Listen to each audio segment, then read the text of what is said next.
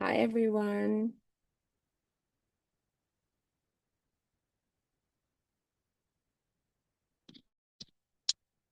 Can everyone hear me? If you can hear me, give me a thumbs up or something.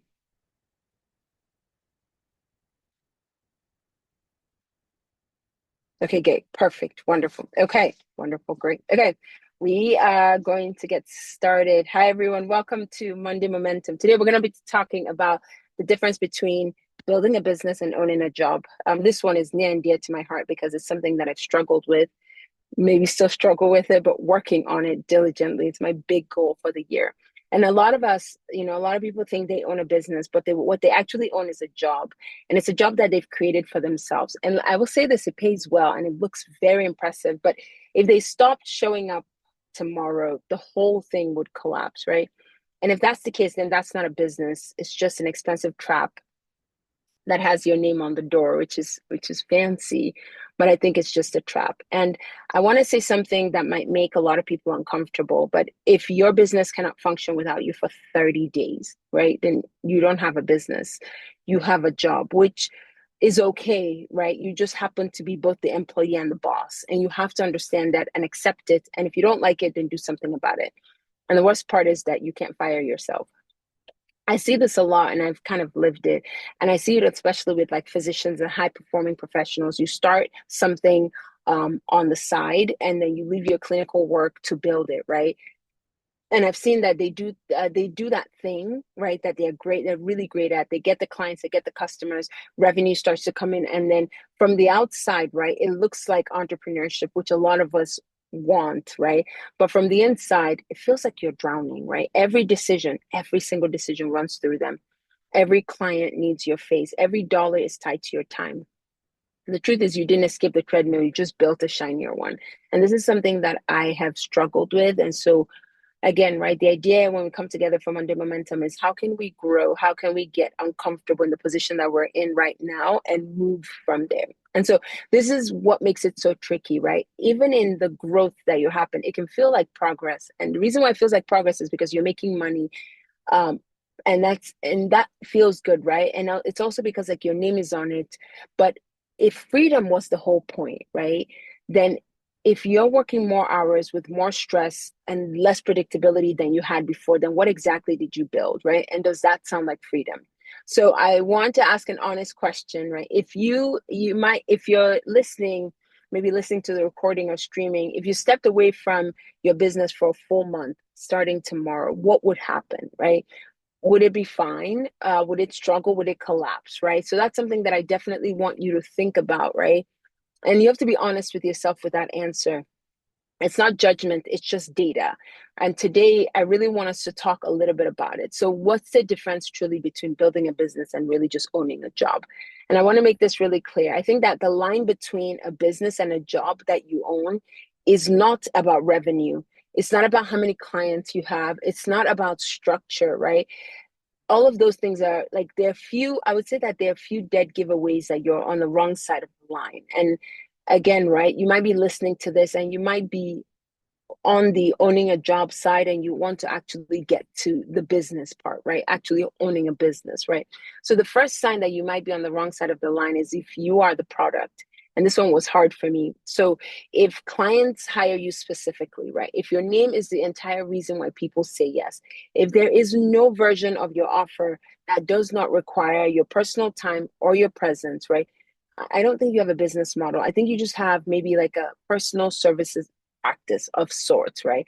And there's nothing wrong with that if that's what you want. But I don't want you to confuse that with building something because, a practice sells your time, but a business sells a system of results, a framework that works, whether or not you have your hands in it, right? The question you should be asking, right, is not, am I good at what I do? Because of course you are, right? The question is, can I can what I do be delivered without me doing it at all? I think that's the bigger question that you need to ask. And so that's the first sign, like it's that you are the product. The second is nothing moves unless you push it. So like you're sending the emails, you're the one following up, you're the one making content, you're the one onboarding clients, you're the one fixing the problems at midnight. And you tell yourself like it's because nobody else can do it. accept you, right? And maybe that's true today, but you should think about, this is the one that you're struggling with. You should think about how you can remove yourself, right? And it's not a point of pride, right? It's a bottleneck that is like wearing this cape. That's how I see it. And so if every function in your business requires your energy for it to operate, then I don't think you've built a company, right? You've built a machine with one moving part, and that's you. And when you break down, like everything else breaks down. And this is something that, again, I've been very cognizant with trying to remove myself, right? To the idea of like, am I building a business, or do I really own just like just a job, right? That's what the one thing that I've been asking myself, and you might be asking yourself as you're listening to this. The third sign is that your income has a ceiling, and honestly, it's your calendar. There are only so many hours in a day. And so if revenue is directly tied to how many hours you work, how many clients you see, how many calls you make, like your business has a hard ceiling, and it's your time, because there are only 24 hours in a day. And by that, there's really only 8 to 10 hours of true working time. But a real business breaks that ceiling. You have to start thinking about finding ways to generate revenue that is not tethered to your physical presence, or you making the calls, or you showing up. You have to start thinking like, how can this grow regardless of me, right? And that could be through hiring, and hiring the right people. And it could be even through like, figuring out a way to productive productize your effort, right? So that means like, make your expertise and your effort something that you can build a product around. And it could be like even creating systems that does not need you to be part of it, like, or even through assets that you earn. But the ceiling at some point has to break, right? You have to think about, how do I get more people into what I'm doing that doesn't require me? And what does that look like spending the next 10 years building that, right? So I would say, if you're listening, and welcome. If you're just joining, welcome again. But when you're thinking about, am I really building a business, or do I really just own a job, right? The things when you think you're on the wrong side of the line, or you figure is like, if you are the product, right? Or if nothing moves until you push it, every line you have to sign, every email you have to approve, right? And then like the biggest one I think is when your income is the ceiling, and that, like, for that to happen, it's your calendar. So that means your time, your effort, your resources, you showing up, right? So I want you to think about those three things. Are you struggling with any of them more than any right now? If you are, I'd love, just toss it in the chat. I think for me, and I'll start, I think sign 2 is the one where nothing moves unless I push it, right? Is one I still struggle with. I'm working on it. But at least it's something that I've pointed out as a problem that I think needs some fixing. So, it's that idea of like, wearing the cape, but I really am the bottleneck. And so trying to figure out how I can remove myself from that. But as you're thinking about that, maybe you just kind of say it to yourself, right? You're like, okay, I need to fix this, but at least recognize it and then do something about it. So the question is now, how do you cross over? So you're on the wrong side of the line. How do you go from owning a job to actually building a business? And I want to be real with you. The transition is very, very hard, right? And it's not because the strategy is complicated, but it requires you and me to let go, right? And letting go is the hardest thing for high achievers to do, because we built it, it's ours. What does that look like if we let go? So I would say the first thing is separate yourself from the delivery. So start identifying every task that requires you specifically versus every task that just requires your standard, right? It's either you or your standard, because I think most of what you're doing doesn't actually need you. It needs some sort of process, right? It needs a checklist. It needs someone else that's trained to your standard. And so the first person that, if you're thinking about hiring, right, the first person you should hire, or the first system I think you should build, is one that replaces the tasks that you do most frequently. So if you do that same thing every single day, right, hire for that. Don't do the thing that you're the worst at, right? Do the one that you do the most first, because that will free up your time immediately and very quickly. And I would say second is build a system before you need it. This one is very important, right? Don't wait until you are very overwhelmed to create processes. I want you to start documenting how you do the things that you're doing now while you're doing it. Maybe record yourself, use Loom, or figure out, turn on your camera, record yourself, write it down, build the playbook before you need to hand it off.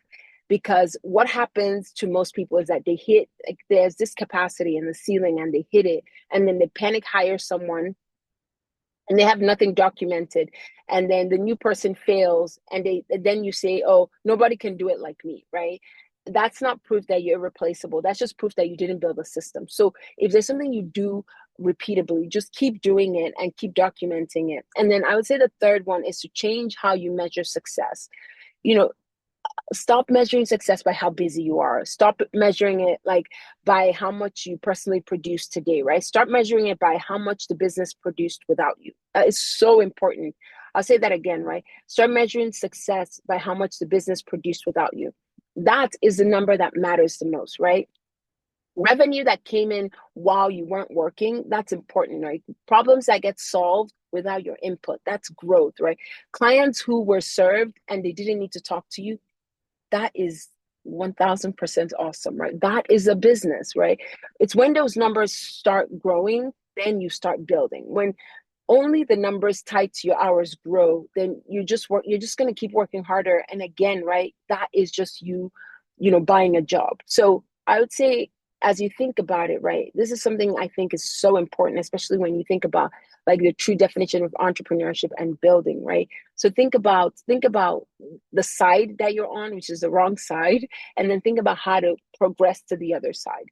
And so I would say, kind of thinking through your move, what do you need to do this week? I want you to track your time for 3 days, right? Don't do anything complicated. Just write down everything you do in your business and put it into two columns. So create one column. Column one is the only I can do it. Like, is there something that only you can do? And then column two, someone or something, maybe a process, they could do it, right? If you set it up. So column one, only I can do it, me can do it, you can do it. And then column two is someone else or something else can do that thing if you set it up, right?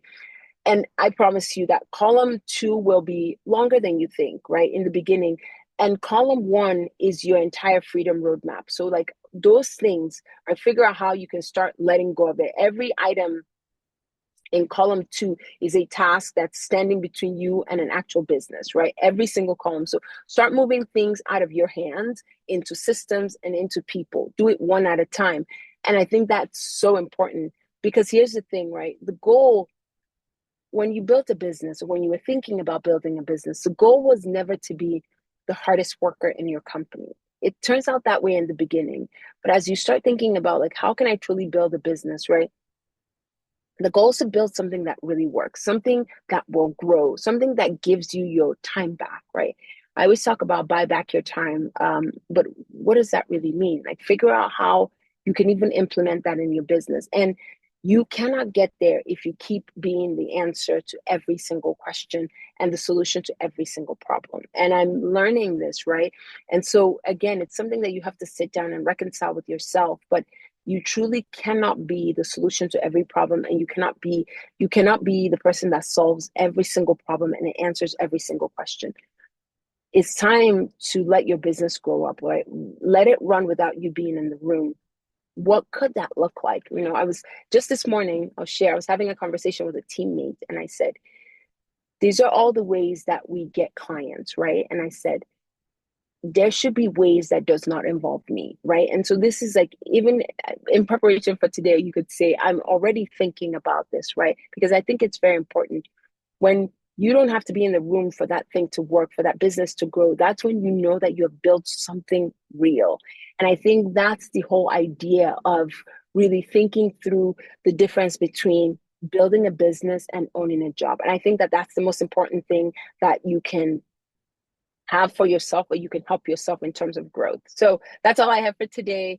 Thank you so much for joining. If you have any thoughts or comments, put it in the chat, or you can unmute yourself. But that's just the idea. The idea is, how can we take this idea of entrepreneurship, or not even an idea, what you're doing, what you're building? How can you really think about really building a business and not just owning a job?